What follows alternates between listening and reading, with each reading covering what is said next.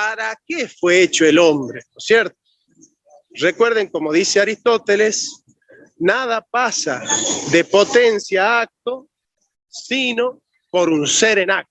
¿Se acuerdan? Nosotros tenemos, por ejemplo, acá yo enfrente tengo un árbol, la madera es potencia en el árbol, pero esa potencia puede convertirse en madera, guitarra, en mueble, en ropero, en cama, en puerta, en ventana, en silla, en mesa.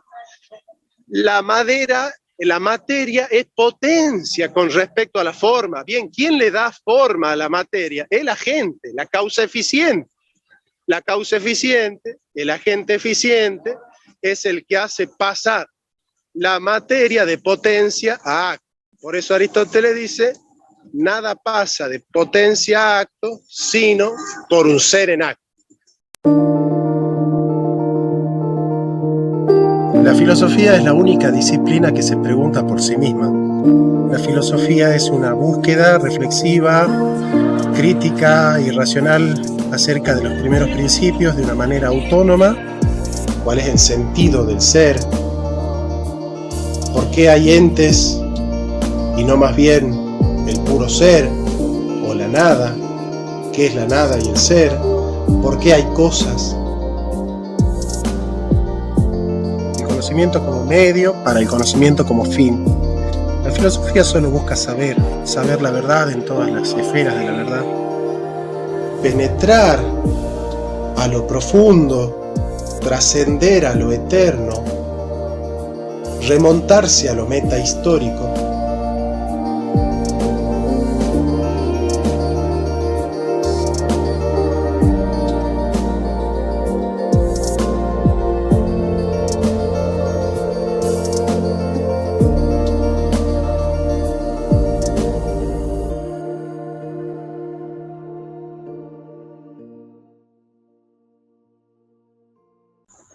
¿Qué es el derecho? Eso es lo primero que tenemos que responder a la hora de hablar de los derechos y de los derechos humanos. Entonces vamos a hablar de qué es el derecho y de qué es el hombre.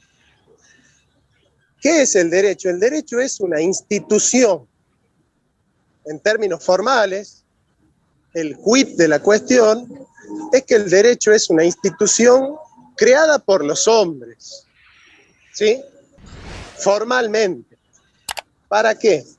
Para regular las relaciones humanas.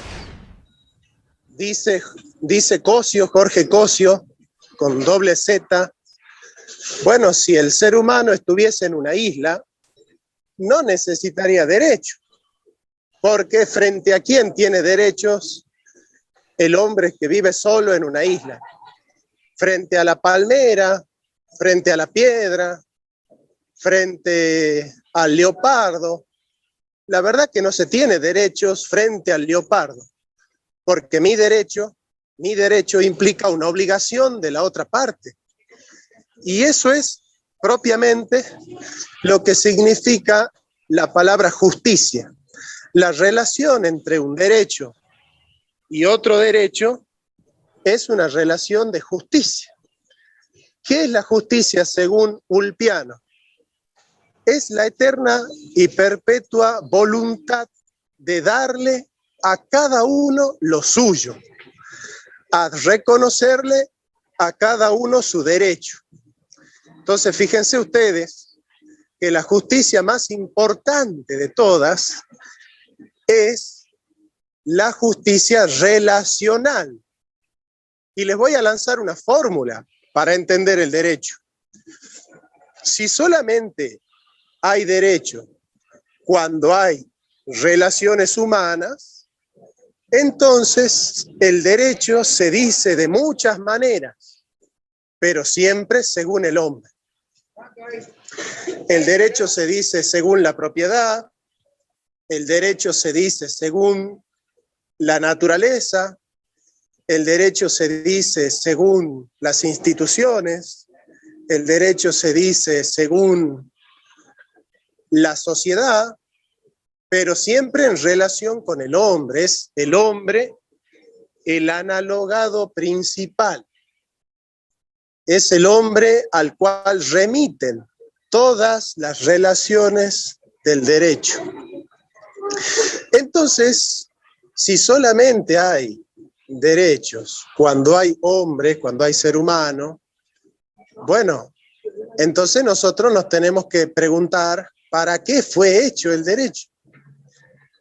Y el derecho fue hecho para regular esas relaciones interpersonales, esas relaciones entre personas. O sea, hay derecho cuando hay dos o más personas. Cuando hay solamente una persona, no se tiene derecho porque no existe la categoría de la relación. ¿Frente a quién tengo derecho? Yo, por ejemplo, si la palmera suelta un coco y el coco me cae en la cabeza y me muero, no es que la palmera ha violado mi derecho a la vida. La palmera no es una delincuente por haber soltado el coco en mi cabeza. ¿Por qué? Porque solamente puede tener derechos quien es capaz de contraer obligaciones. Justamente es sujeto de derecho el ser que frente al otro sujeto de derecho tiene la obligación de ser justo. ¿Y qué es la justicia? La eterna y perpetua voluntad de darle al otro su derecho, de reconocer en el otro su derecho. Ahora entonces, ¿qué es el derecho? El derecho, vamos al contenido, acabamos de desarrollar la forma del derecho. ¿Cuál es la estructura formal del derecho? La estructura formal del derecho entonces es relacional, humana, interpersonal.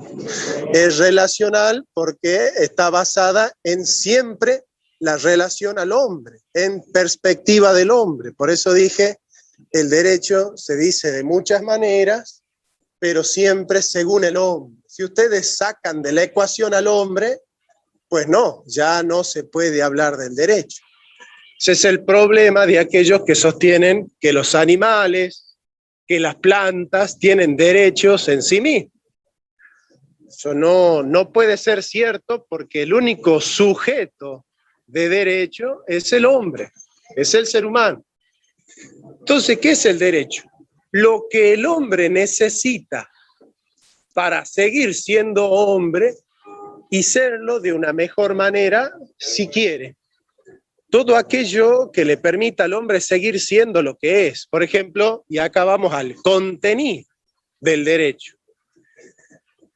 El hombre, por ejemplo, nosotros vamos a descubrir en Aristóteles, en la Ética Nicómaco, la estructura del derecho, que es la siguiente. Nosotros tenemos, por un lado, la descripción de la naturaleza humana. En esa descripción de la naturaleza humana, nosotros descubrimos la causa formal.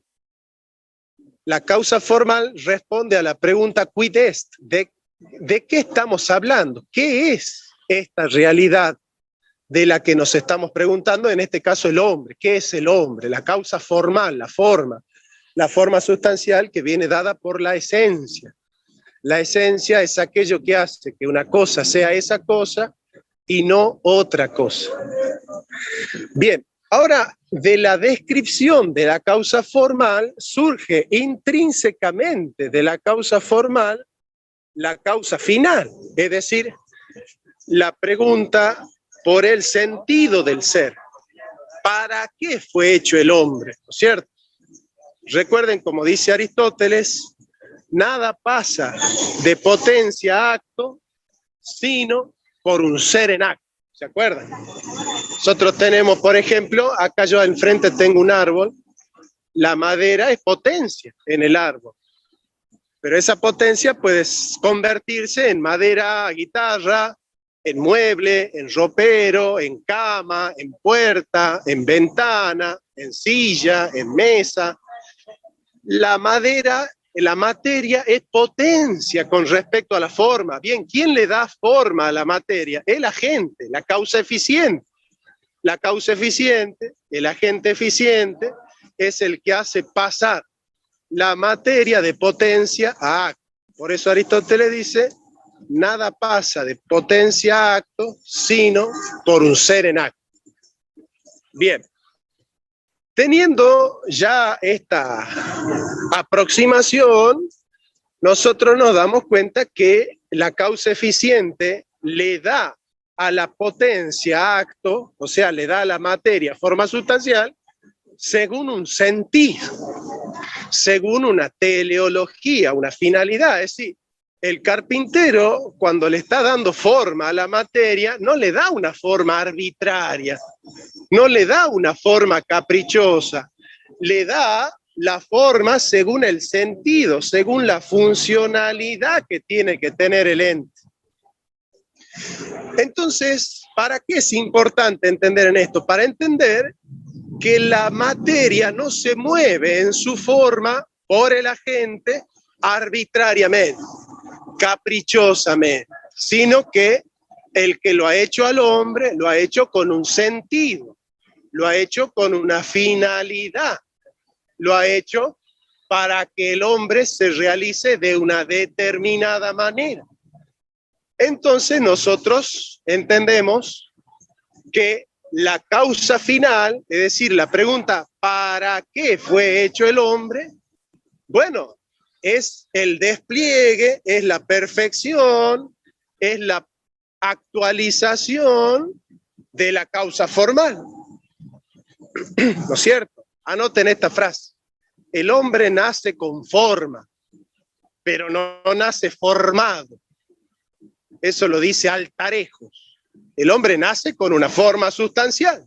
El hombre nace hombre, nace ser humano. Nace son, logón, politicón, animal racional y político. Sin embargo, esa forma tiene que adquirir la perfección de la forma. Es decir, esa forma tiene que formarse. ¿Y qué significa que la forma se tiene que formar? Que la forma se tiene que perfeccionar, que la forma se tiene que actualizar hacia su perfección. Y esa perfección se llama entelequia.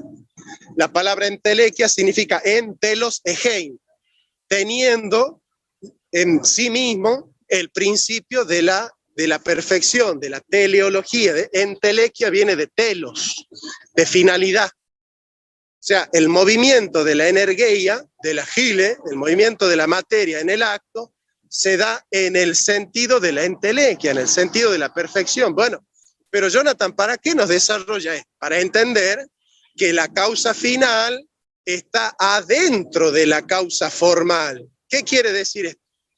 Que la descripción de la causa formal nos va a dar a nosotros el sentido de la prescripción, el sentido del derecho, el sentido de la justicia, el sentido de la causa final.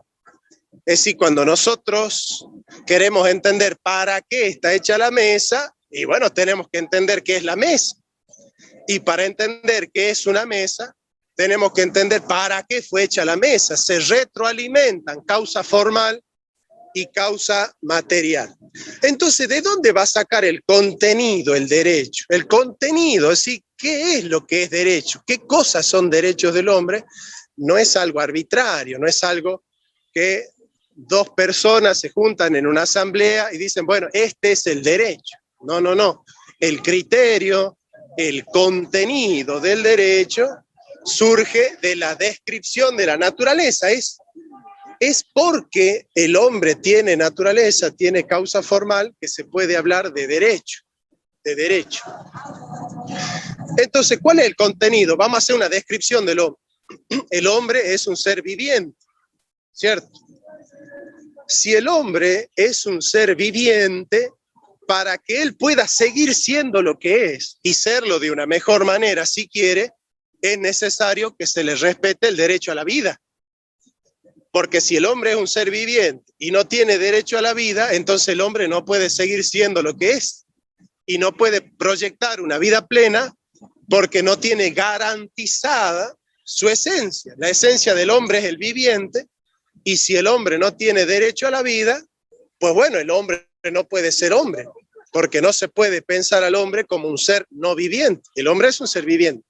Si nosotros, describiendo la causa formal, encontramos que el hombre es un ser viviente, en la descripción comprendemos que la prescripción del derecho debe tener el contenido del derecho a la vida. ¿Se entiende? O sea, la prescripción reposa en la descripción. La causa final, que es el sentido del derecho, reposa en la causa formal. ¿Se entiende lo que le estoy diciendo? O sea, yo estoy desarrollando lo que es justamente el contenido. Hace rato hemos hablado de la forma del derecho, ahora hablamos del contenido del derecho. Sigamos describiendo al hombre. El hombre, además de ser un ser animal, es decir, animal viene de anima, zoon, zoe, viviente, vida, es también un animal racional. Si el hombre es un ser racional, quiere decir que el hombre tiene derecho a educarse, tiene derecho a conocer la verdad, tiene derecho a estudiar, tiene derecho a la libertad de expresión, tiene derecho a la libertad de pensamiento. ¿Por qué? Porque si al hombre se le priva la capacidad de conocer la verdad, de educarse, de estudiar, de investigar, se le está privando al hombre de perfeccionar su naturaleza racional, de darle forma a la forma. ¿Se entiende? Si el hombre no tiene derecho a la educación, pues bueno, ya el hombre no puede actualizar su forma, ya no puede perfeccionarse como racional. Ahora, si el hombre es un ser racional, tiene derecho a la educación, tiene derecho a conocer la verdad, y es un derecho natural, porque es el derecho que está inscrito en la naturaleza humana, que es racional. ¿Me van siguiendo por dónde vamos? Háganme caras, no sé. Yo acá estoy viendo una mujer, háganme caras. ¿Se entiende? ¿Se entiende lo que estoy desarrollando? ¿Sí? Bien.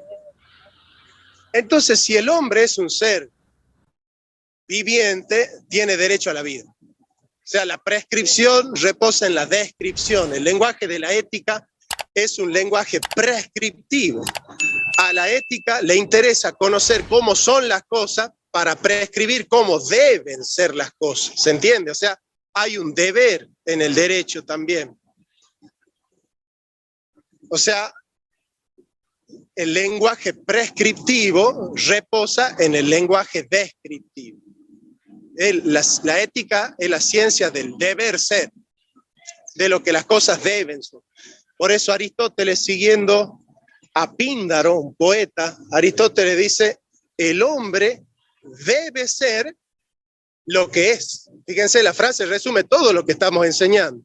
El hombre debe ser lo que es. ¿Se entiende? O sea, ¿cuál es el contenido del deber ser? Lo que es. El contenido de la causa final es la perfección de la causa formal. O sea, no pueden hablar de derecho sin hablar de naturaleza humana, porque el derecho se dice de muchas maneras, pero siempre según el hombre. Esa es la analogía iure, la analogía de la justicia, la analogía del derecho.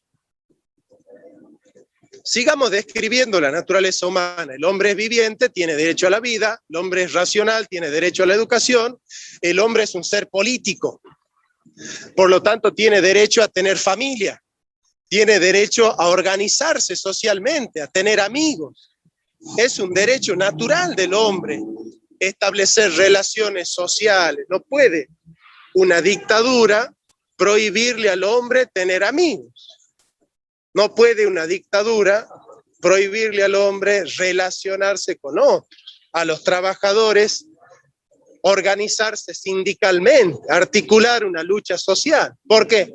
Y porque el hombre es un ser político. Si el hombre es un ser político, el que le priva al hombre de su politicidad, le está impidiendo al hombre actualizar su potencia, le está pidiendo al hombre darle forma a la forma. ¿Se entiende? Para que el hombre pueda perfeccionar su ser político, es necesario que se le permita, se le reconozca el derecho que tiene el hombre a vivir en la polis, a organizar la polis, libremente la polis.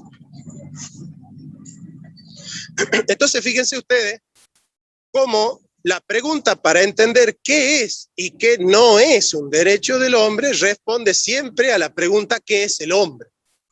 Es decir, nadie puede desarrollar el derecho sin preguntarse qué es el hombre, porque derecho es derecho del hombre.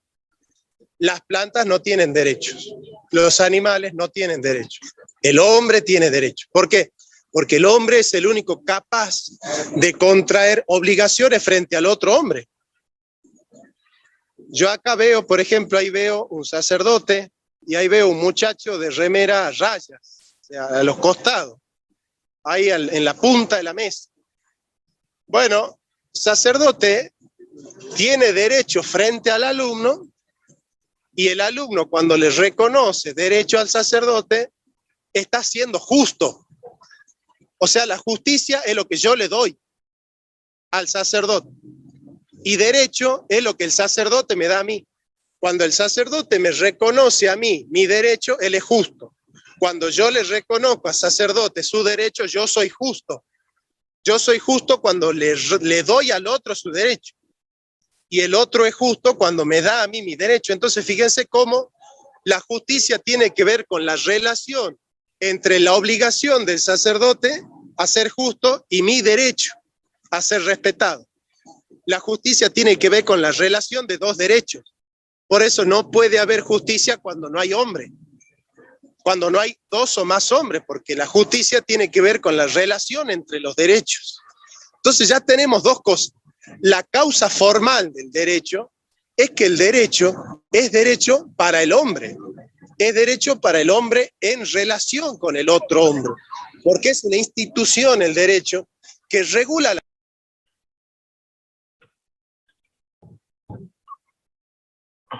Apagate el micrófono. Se silenció, Jonathan. ¿Ahí me escuchan? Sí, ya. Les decía, para entender lo que es el derecho, entender entonces que la causa formal del derecho es la relación intersubjetiva entre un derecho y otro derecho. Si no hay dos derechos en pugna, si no hay dos derechos que deben relacionarse, bueno, no hay justicia. Y si no hay justicia, no hay derecho porque no hay responsabilidad frente al otro derecho. Eso es muy importante entender ahora que se habla de los derechos de la plantita, del derecho de la foca, del derecho de la ballena, ¿cierto? Estamos en una época donde se está humanizando a la vaca, se está humanizando a la ballena y se está deshumanizando al hombre. Se le está diciendo al hombre, el hombre no tiene derecho a la vida. El hombre puede ser abortado, el hombre puede morir por eutanasia, el hombre puede recibir pena de muerte. ¿Por qué? Y porque la vida no es un valor. Ahora yo les digo una cosa, siguiendo un poco a Kant.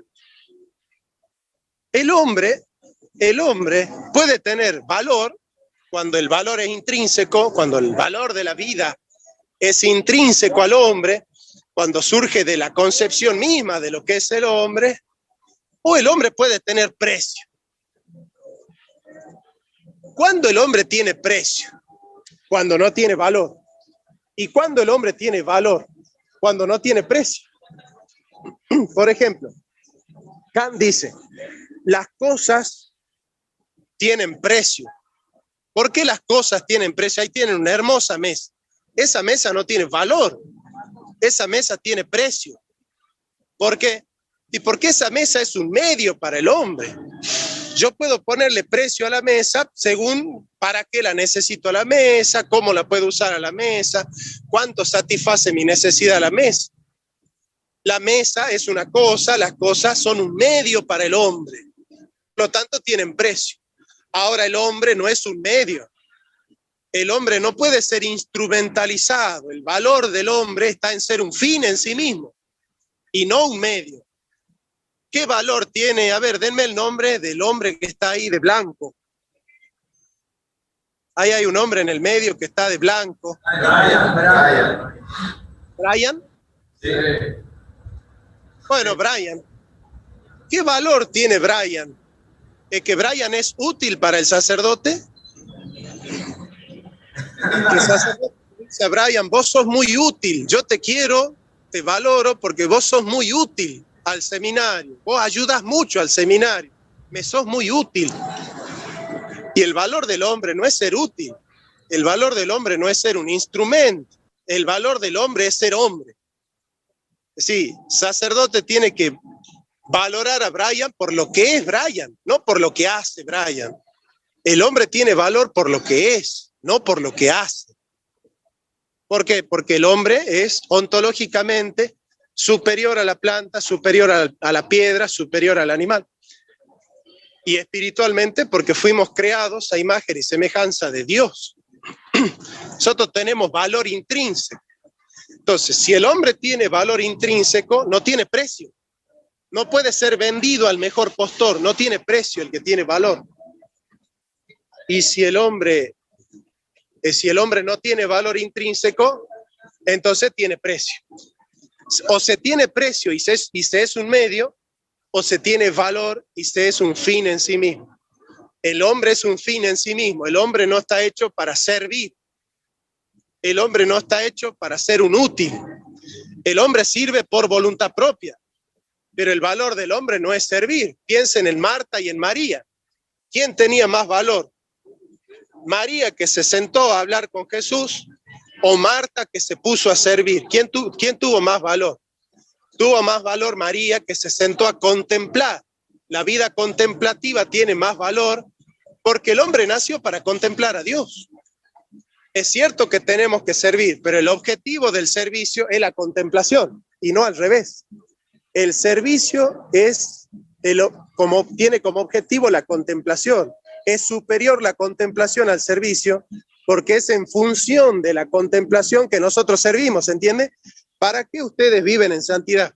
Para ver a Dios. El objetivo es ver a Dios, ¿se entiende? El objetivo de ustedes es estar eternamente con Dios. O sea, la contemplación de Dios es el objetivo final de la vida. Y sirven porque tienen como objetivo la contemplación, pero la vida contemplativa siempre es superior a la vida práctica. La vida práctica tiene sentido en virtud de la vida contemplativa. Y el derecho del hombre le garantiza al hombre poder desarrollar todas sus facultades para que la vida contemplativa tenga sentido, tenga valor y esté garantizada. Bueno, les acabo de desarrollar lo central en el tema del derecho. Evidentemente que podemos hablar 10 horas del tema del derecho. Lo que yo les quiero transmitir es que esto es lo central, esto es lo que no se puede no entender a la hora de hablar del derecho, ¿sí?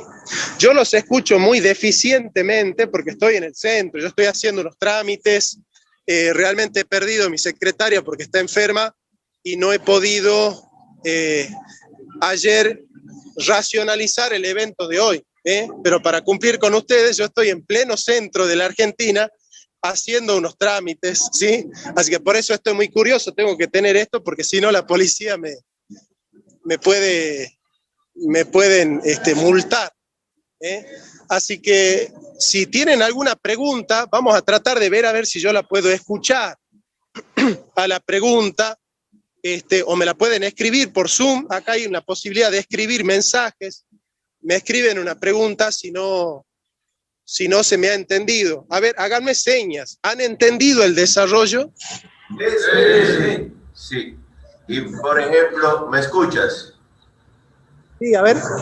Bueno, y cualquiera, Sinilka, uno de los chicos, o Roberto, también es especialista, quiere hacer alguna pregunta, pero, por ejemplo, el sentido, tú hablabas del sentido teleológico, pero, por ejemplo, ahora, donde la connotación metafísica del hombre se está desconstruyendo, ¿cómo se puede pensar en derechos, en el derecho, prescindiendo de lo metafísico?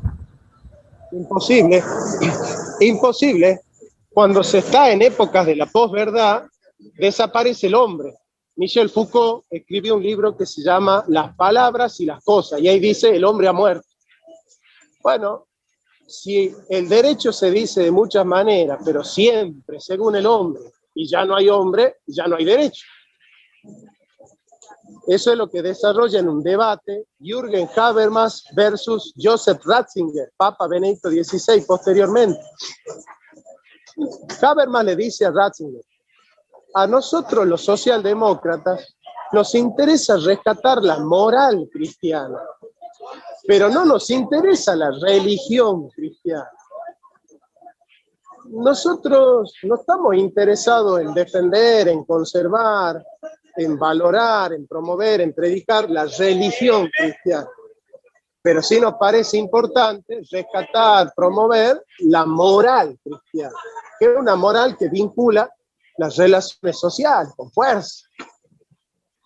Y Ratzinger le hace esta metáfora, le dice: mi hijo, usted no se da cuenta que la moral cristiana tiene como raíz la religión cristiana. O sea, solamente tiene sentido la moral cristiana en el horizonte de la religión cristiana. Si usted permite o promueve la destrucción de la raíz, no pretenda que los frutos se mantengan vigentes. ¿Qué quiere decir esto? Que la crisis del valor del hombre tiene que ver, primero, con haber perdido la filosofía griega. Ya el hombre no se dice, ya el derecho no se dice de muchas maneras, pero siempre según el hombre. Ya se ha deconstruido al hombre. Ha perdido la filosofía griega que le daba al hombre el señorío sobre la naturaleza. Y ha perdido la religión cristiana porque hoy el hombre ya no es concebido como imagen y semejanza de Dios, por el transhumanismo. Entonces, lo que tenemos que hacer nosotros para recuperar el derecho es recuperarlo al hombre. Hay un cuento de Cortázar. Cortázar dice, hay un científico que está en el laboratorio haciendo unos experimentos y está su hijito de 8 años jugando ahí al lado. Claro, el científico dice, este mocoso se va a meter en problemas, va a tocar cosas que no tiene que tocar. Agarra una revista donde había un mapa del mundo y lo recorta el mapa del mundo en muchos pedacitos y le dice al hijo, Miguelito, anda a armar el rompecabezas del mundo. Ya el científico decía, este se va a entretener unas 3, unas 4 horas armando el mapa, porque era muy difícil. Sin embargo, Miguelito a los 10 minutos vuelve con el mapa entero, armado, perfectamente armado. Y el científico se sorprende y le dice, che, Miguelito, ¿cómo has hecho para armar tan rápido el mapa? Sí, un mapa que tiene todo el mundo, muchos países que vos no conocés, tenés 9 años. Dice, papá, lo que pasa es que detrás de la tapa, a la vuelta, estaba la imagen de un hombre. Y yo conozco al hombre. Entonces, di la vuelta a la página, he armado el hombre, y armando al hombre he podido armar el mundo, ¿cierto? Entonces, la metáfora es la siguiente, que nosotros para arreglar al mundo, primero tenemos que arreglar al hombre. ¿Se entiende? ¿Me han escuchado? Sí. Yo tengo, ¿me escucha? ¿Cómo? ¿Se escucha bien? Se escucha bien. Bueno, ¿alguna otra pregunta?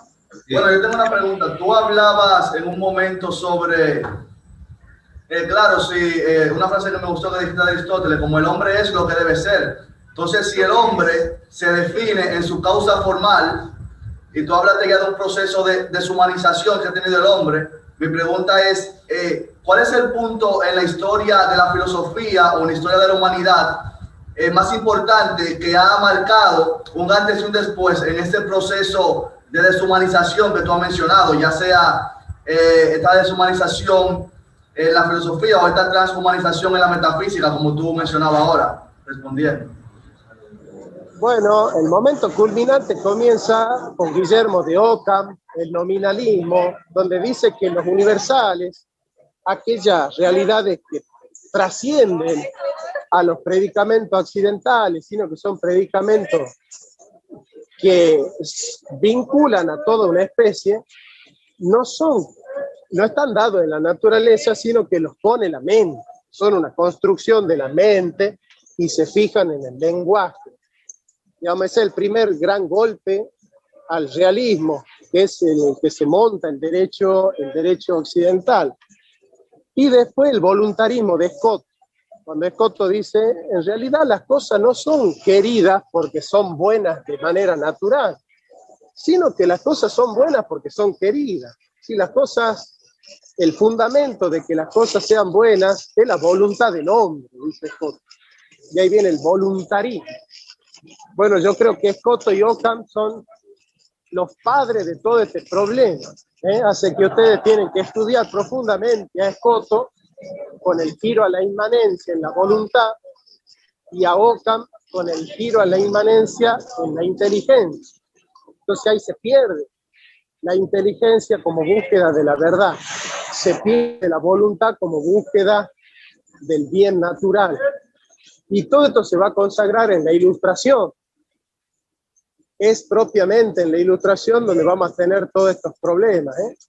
Así que atención entonces, Scott, Ockham y la Ilustración. Ahí está todo.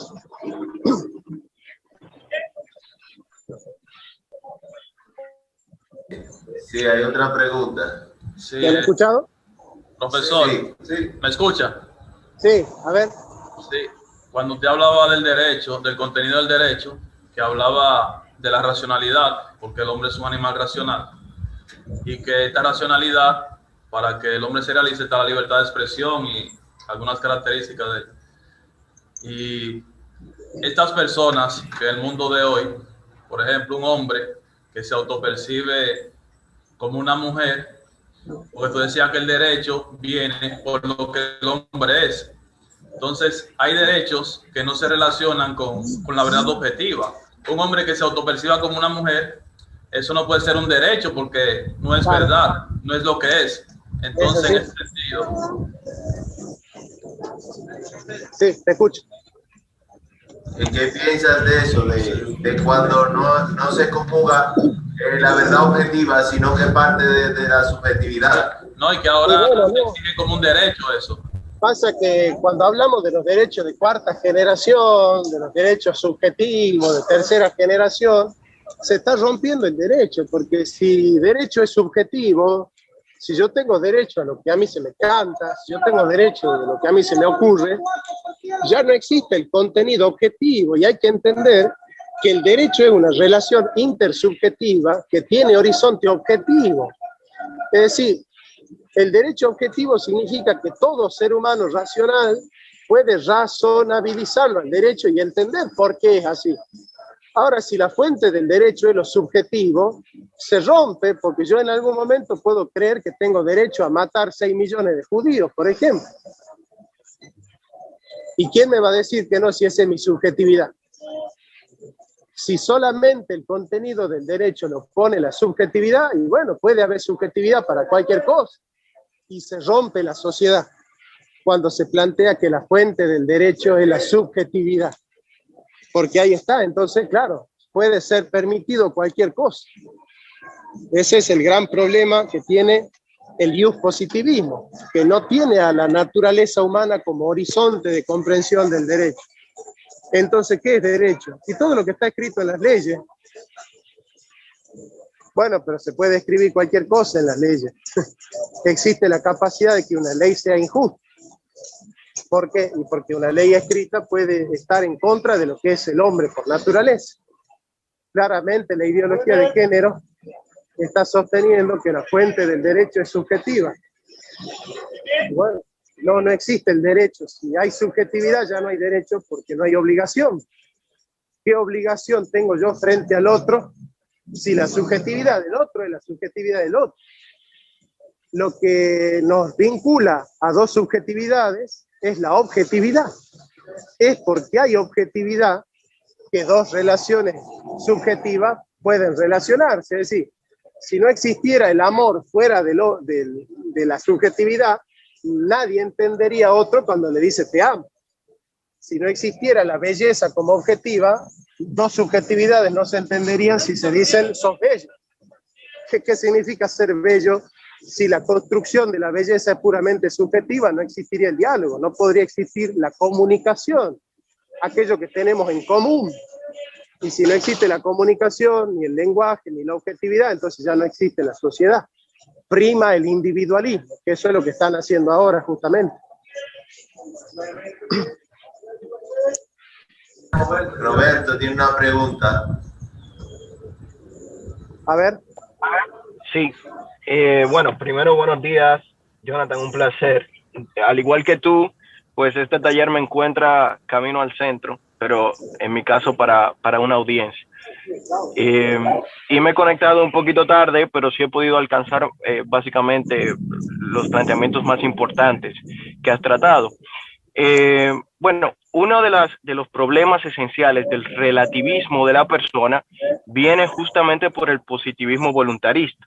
Es decir, esa concepción de que lo que nosotros entendemos por persona, de lo que nosotros entendemos por derecho, es una construcción social, es una construcción que la hace el órgano que tiene representación mayoritaria, que sería el poder legislativo. Entonces ese grado de objetividad en el derecho se ha delegado de una forma u otra a el legislador, que partiendo de un pensamiento positivista, pues no tiene ningún tipo de reglas externas que limitaría su conducta. Efectivamente, como bien señalas, eso lo genera Occam y Escoto con su positivismo teónomo, que luego es planteado más adelante, bueno, por Kelsen y todos aquellos filósofos que abrazan el iuspositivismo y que dejan a un lado el iusnaturalismo racionalista, que rescata de una forma u otra o que inicia Santo Tomás de Aquino. Entonces, justamente el problema es ese. El problema es que si no hay reglas externas que precedan al Estado y a la sociedad, que precedan a la persona, que sean intrínsecas a la persona, entonces todo va a depender de lo que la mayoría diga que es. Por lo tanto, persona va a ser aquello que la mayoría dice que es. Y es lo que está pasando, por ejemplo, justamente con el tema del aborto. Yo lo trataré en su momento, quizás el miércoles o el jueves con los muchachos, pero justamente si todo depende de la voluntad del legislador, pues entonces yo puedo decir que persona no es aquel que desde la concepción, sino que persona es aquel que nace con todos sus órganos, que nace vivo y viable, que nace, bueno, que adquiere su acta de nacimiento. Por lo tanto, todo lo que no haya nacido vivo y viable, que no haya obtenido su acta de nacimiento, no es persona. Y perdemos pues esas reglas externas que puedan limitar. Y mi pregunta va ahí, y ya concluyo con esto, pero mi pregunta es esta, es ¿cuál debe ser la estructura metafísica que deben de tener los derechos? Es decir, no podemos, ¿cómo evitar caer en un positivismo voluntarista y rescatar una vez más los principios que permiten juzgar las leyes positivas y que son parte de las leyes naturales? Pasa que los problemas del derecho no surgen del derecho, surgen de la filosofía. El derecho se va acomodando a la filosofía de la época. Entonces, la sede en la que se resuelve el problema no es la sede jurídica, es la sede filosófica. O sea, es en los principios y en los valores, es en la estructura metafísica de la filosofía donde se resuelve esta cuestión. Primero, rescatando el a priori óntico. Es decir, en el hombre hay un a priori óntico que no está puesto por la voluntad, que no está puesto por la inteligencia. Sí, el hombre es lo que es, no lo que uno quiere que sea. Entonces ese a priori óntico tiene que ser rescatado como horizonte de comprensión del hombre. Heidegger le va a llamar lo preontológico. Con Heidegger se puede dialogar con la modernidad sosteniendo una postura clásica, pero no sin problemas. El mejor de todos para desarrollar esta lucha es Cornelio Fabro, que es el que ha dialogado con la modernidad, pero entendiendo bien a Santo Tomás de Aquino. Cornelio Fabro. Así que rescatar el a priori óntico, rescatar 3 principios del realismo. Existe el mundo y la realidad. En la ontología, esa realidad es independiente de nuestro conocimiento, en la antropología, y podemos conocerla. Esa es la nociología. Cuando nosotros hemos ganado esa batalla, existe la realidad esa realidad es independiente de nuestra voluntad y nuestro entendimiento y podemos conocerla, yo pienso que ahí podemos, ¿no es cierto?, tener un terreno en común para ganar esta batalla. A ver, perdona, ¿piensas que podríamos rescatar el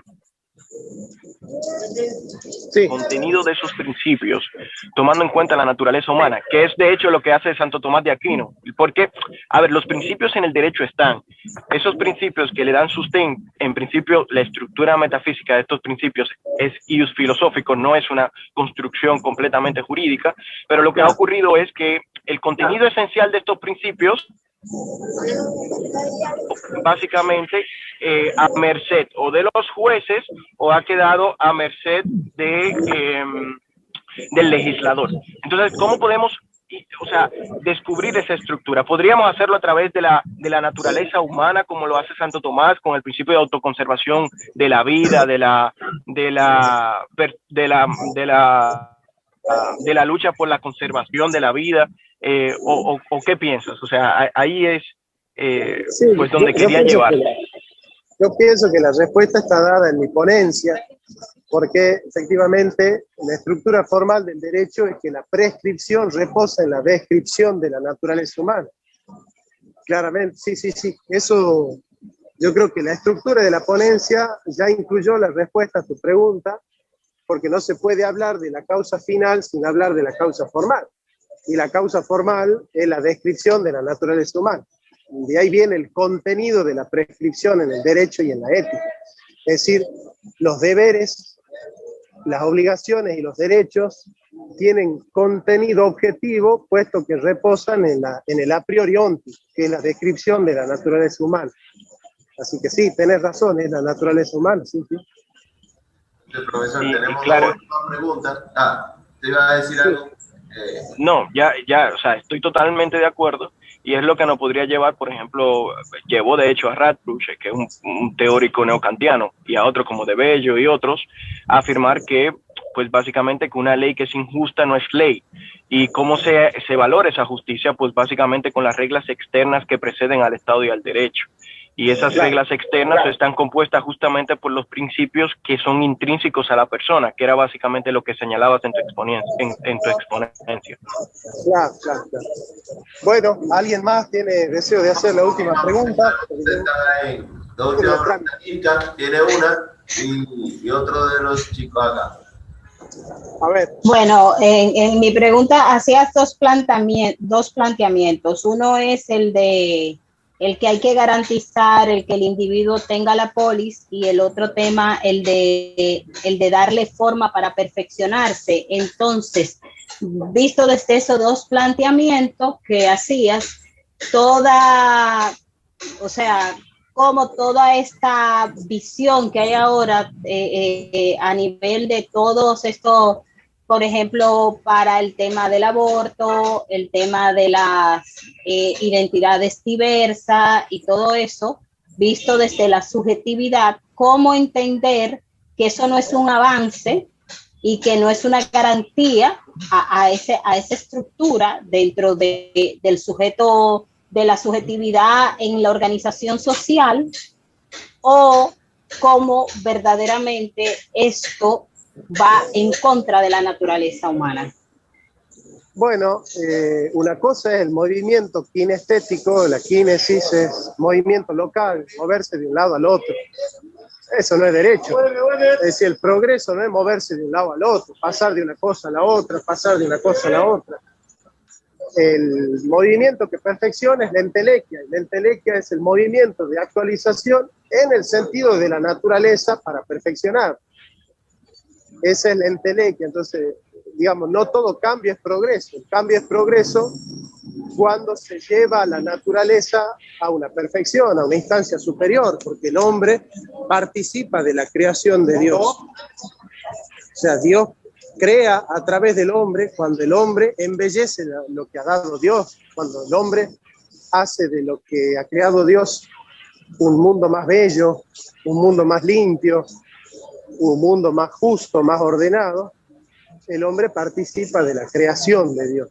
O sea, nosotros podemos ser colaboradores de Dios.